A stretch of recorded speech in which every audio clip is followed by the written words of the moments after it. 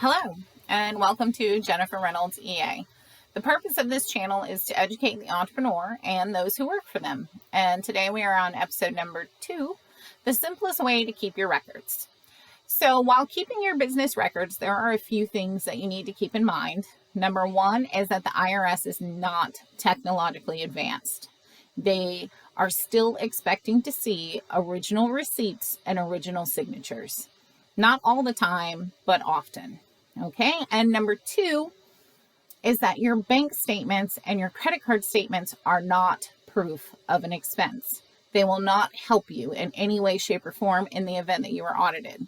They may help you recreate your income and expenses, but in the event that you're audited by the IRS, you're going to need to show them some actual receipts. Bummer, right? Okay, so the simplest way that I have found to keep your records is 2 binders, a couple of plastic sheet covers, and some tabs.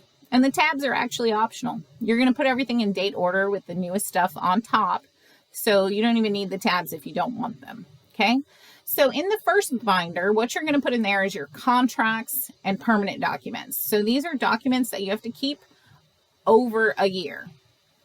Some of them you have to keep, 20 years. It really depends on what the item is. But just to give you a few examples, I put insurance contracts in here. I put loan agreements in here.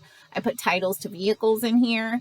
And if you're a real estate agent, the agreement that you have with your broker would go in here, somewhere where you always know where it's at with all of your other contracts and permanent documents. Now, your second binder is exclusively for that year, and it's going to keep your income and your expenses for that year only. I have my husband's here as an example. And so you see these tabs, there's one for each month. And in each month, there's a few sleeves. That's all that we need, because again, we're keeping it simple. So I'm going to start back here. So this is the first sleeve that goes in the binder for the month. And this is where we put all of his receipts. Super easy. He gets a receipt. We slide it in the binder. It's put away for forever. I don't have to sort it by vendor or any other silly category. Okay. The next sleeve is for his payroll. If you don't have payroll, then you don't need that sleeve. So you can leave that one out. And the final sleeve is for his financial statements.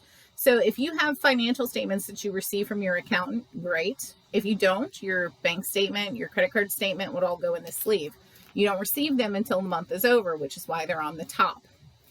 He actually has both financial statements from his accounting company, my firm, and then he also has his bank statements, which are all right here in this one sleeve. So super simple. So if you've enjoyed this short little video, please hit the subscribe button and come see me again.